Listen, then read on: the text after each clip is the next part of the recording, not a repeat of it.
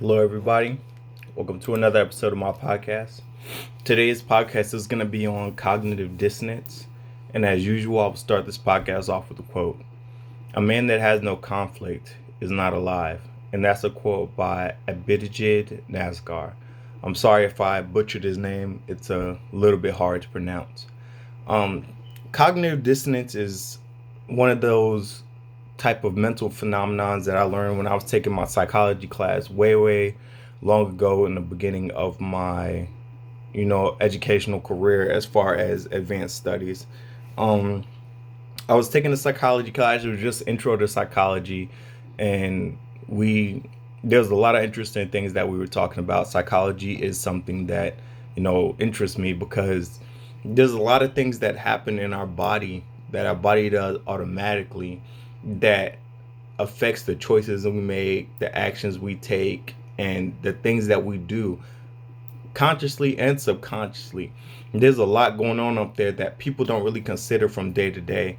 And the reason I love psychology and I even read about it, I'm not in the psychological field per se, but I read about it and I try to follow new information that they put out. I read books sometimes about psychology and things relating to psychology, but it's like people will sleep on the relevance of understanding your mind, because if you understand your mind, you can understand why you do the things you do, what makes you who you are, what played a part in creating you from a mental standpoint, and thus your mind controls your reality or controls your actions, controls your perspective. So then it's very important that we understand, our mind and the phenomena that's like surrounding it and stuff like that, because the mind is a very powerful thing, and I don't think that we as a society place the importance on the power of our minds, other than just to stress like the importance of seeking out education and the importance of being mentally tough.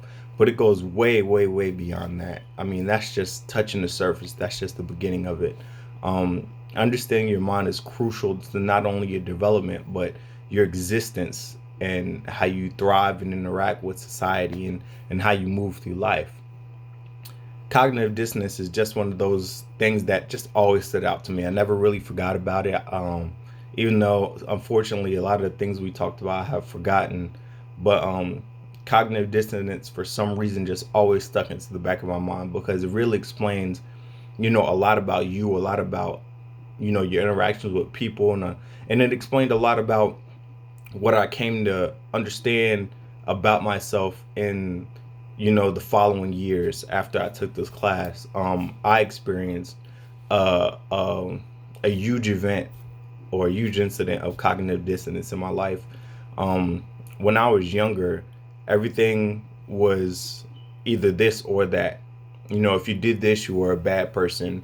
If you did this, you were a good person. You should do this in order to live a righteous life or a just life. Either you were, it was just this or that. There was no gray area in between. And like as I grew up and started getting jobs and broadening my horizon and interacting with different people from different backgrounds and that have lived different lifestyles and had different experiences, I started to see that things in life are not so clear cut. There definitely are shades of gray. And for somebody that grew up in an environment where I created myself, like nobody told me this or taught me this. It was something I created myself through my life experiences and where I wanted to go in my life. I just made it very this or that. There was no gray area. So once I grew up and started finding out that there was a gray area to things, and things aren't always as they seem, I experienced a huge wave of cognitive dissonance, and it was uncomfortable, and I mean it was crazy. But through educating myself, talking to different people who were further along in the process than I was myself, and focusing on the light in the midst of all of that, haze and stuff like that, I pulled myself through, and I'm still climbing through it. I'm still working through it, but I'm definitely not as bad as I was, several years ago. It's starting to come together. The pieces are starting to fall into place. Um, and that was largely through education. So hopefully through this episode of Cognitive Dissonance, if you're feeling this, which I'll share with you later on in the podcast, how to identify it, it'll help you to kind of navigate through that stuff and put places in the right perspective and where they should be in order for you to feel comfortable in your existence and how you feel about certain things. So let's get started. The term cognitive dissonance is used to describe the mental discomfort that results from holding two conflicting beliefs, values, or attitudes. Again, like when I was younger and I believed, it's either this or that. There's not an area of gray. As I grew older, and I would take college classes, or, I would find something out about history that isn't exactly how it was painted by my teachers. I'm holding the belief that my teachers gave me, but then now I'm finding out something that contradicts that. So now I'm having cognitive dissonance because in my mind I was like, why would a teacher lie to me? Because I mean, just being honest, I was really, I guess, gullible, or I didn't see things for the way they were. So I was like, why would my teacher lie to me? Why would somebody in a position as important as a teacher give me information that's not accurate? And that caused cognitive dissonance because I was at a standpoint or a crossroads where I had to make a choice. Do I believe what I was previously taught, or do I go with this new information? And we see a lot of that when we talk or when we interact with people that don't like change. You tell them like, hey, smoking's bad for you, and you show them all these studies and stuff like that.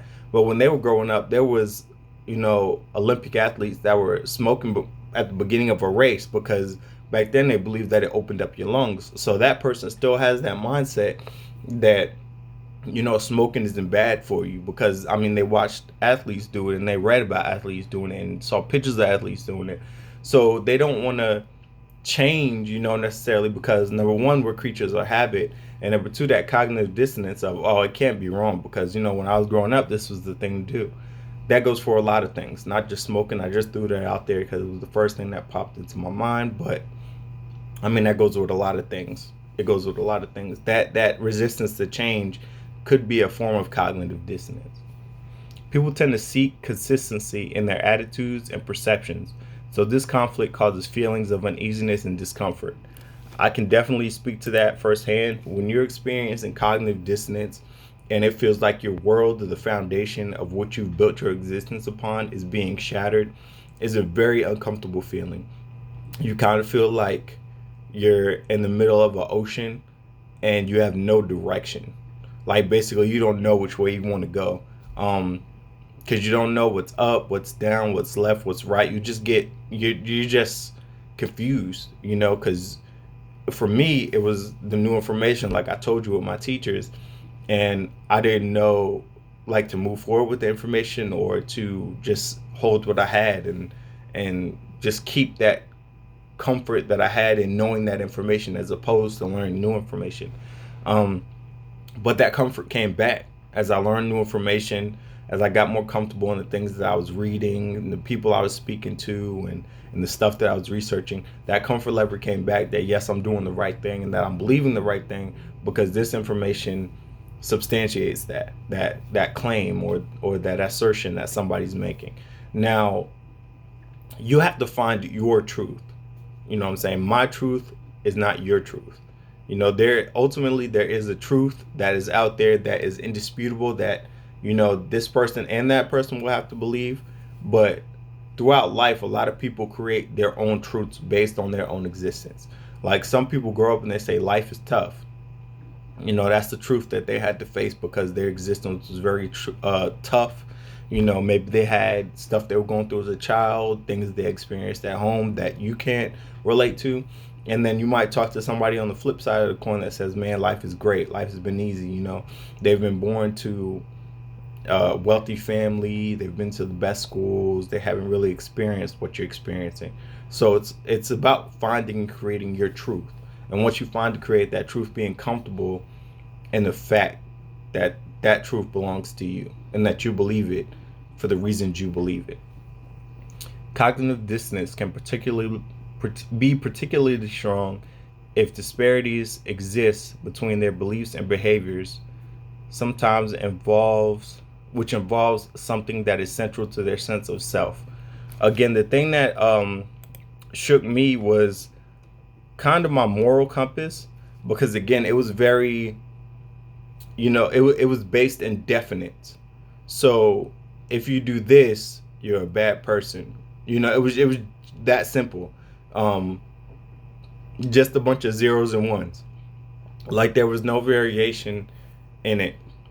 I had my belief. I built my foundation upon this. I was very straight edge as a kid, very straight edge growing up. I didn't do a lot of things that kids experiment with and learn from and stuff in their life, because I just felt like those were things that would take away from my future or create roadblocks towards my goals and the dreams that I had. So in my mind, I was like, the reason I'm not doing them is because they're bad. And then I had certain people in my life that were, telling me not to do things because they're bad, and this will keep you from having any type of future in your life, and all these types of things. So it made me mentally, as a child and growing up into early adulthood, create things indefinite. Like if you do this, you're bad. If you don't, then you're a good person. But it's not like that. Anybody who's lived life for any amount of time knows that there's shades of gray. And that's just the way it is. It's how you cope with that new information that defines how you'll get through that stage in your life. This inconsistency between what people believe and how they behave motivates people to engage in actions that will help minimize discomfort. So, what you believe influences how we behave. We already know that. So if you have a conflict between what you believe, that can impact how you act. Like you might do something just because, like there might not be any relevance to it. You might be like, oh, what does it matter? You might be feeling cognitive dissonance, and you'll be like, oh, what does it matter? This is real or this isn't true. And then you just do whatever you got to do or whatever you want to do. And that brief moment of, feeling confused or taking action in the midst of indecision or uncertainty could result in us making some bad decisions, because we are confused at the time. We don't really know where we're going. We don't know what's up from what's down. So making a decision without having a direction, or at least some sort of resemblance of a plan or an idea of what you're doing, can put us in tough spots. We can end up being somewhere we don't want to be and making a choice that we don't need to be making.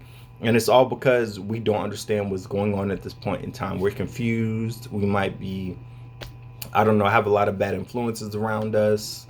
We might be feeling cognitive dissonance, and then, the emotions and being scared and stuff like that. So you just make decisions on impulse, and impulsivity is never good. If you just do something just to do it without thinking about it, it's never good.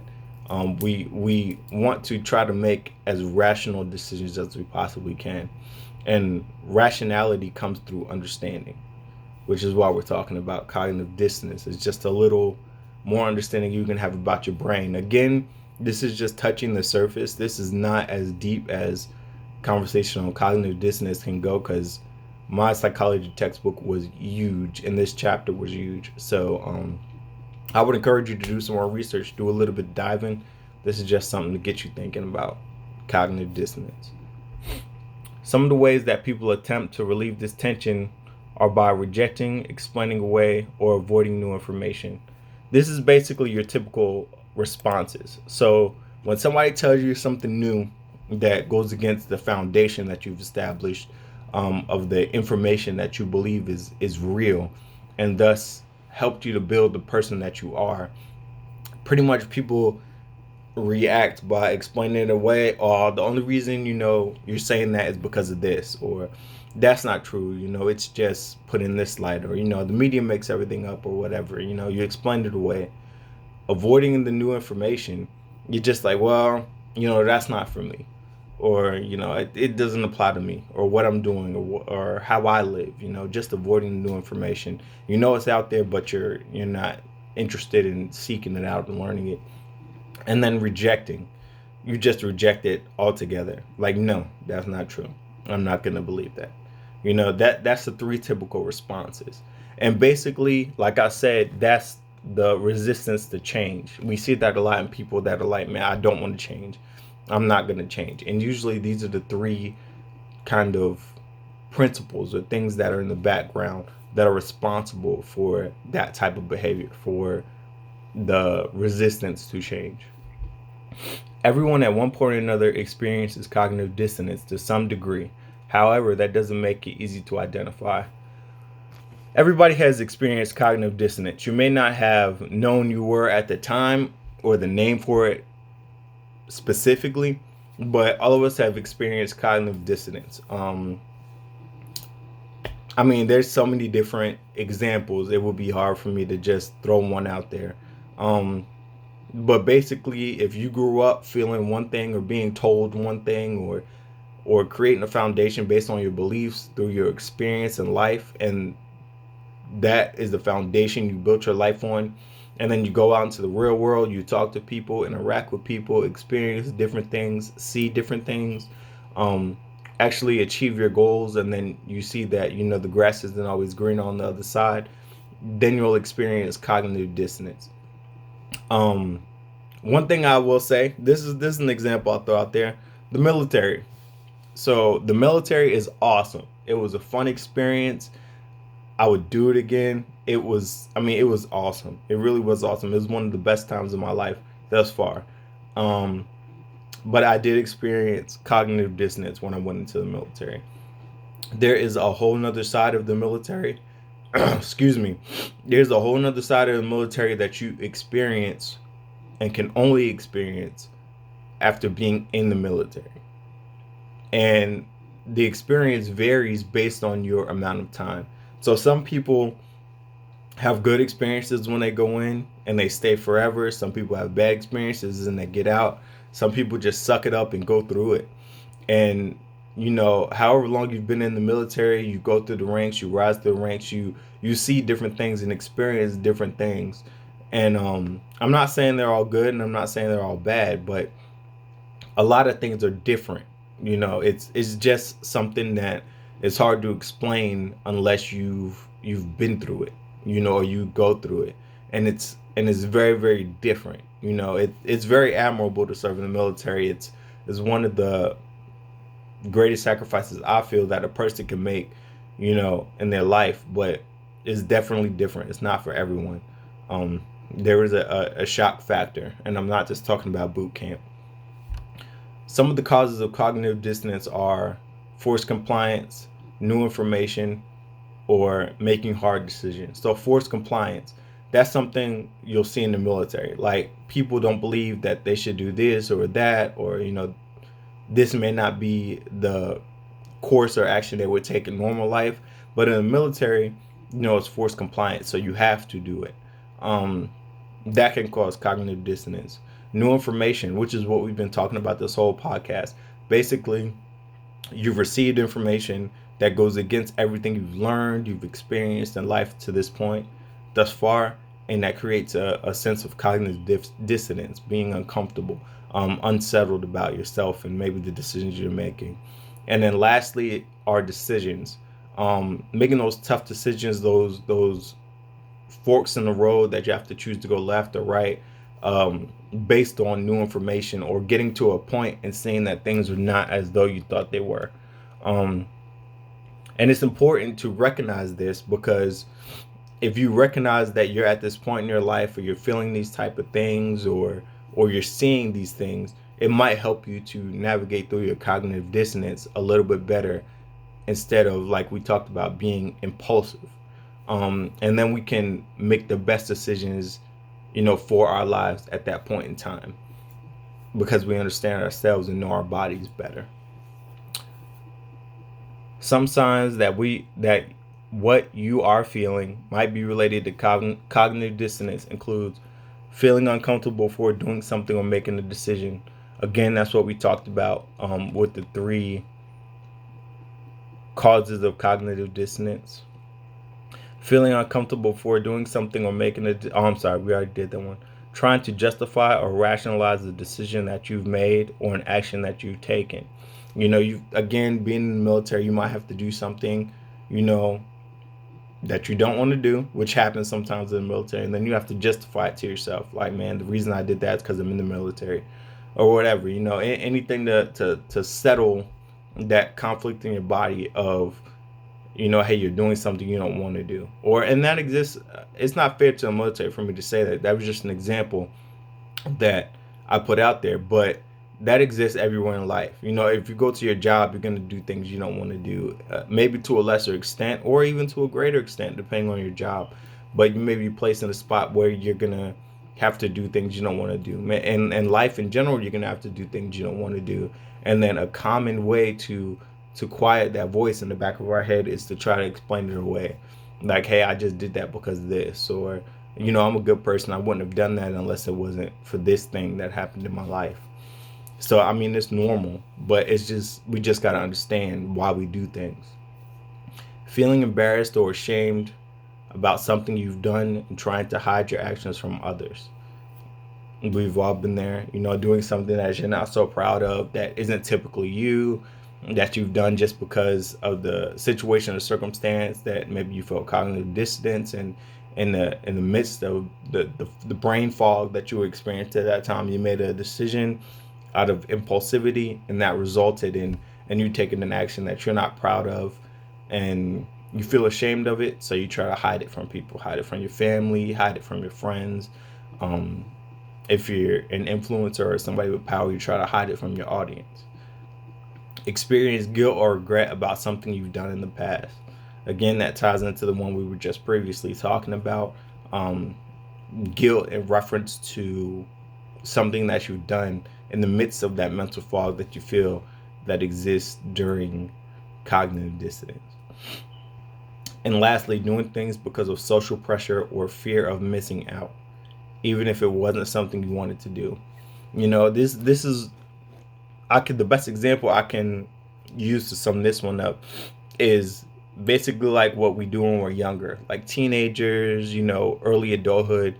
You're doing things because you don't want to be the square, you don't want to miss out, you want to have fun, you want your life to be fun. So you do things because of fear of missing out.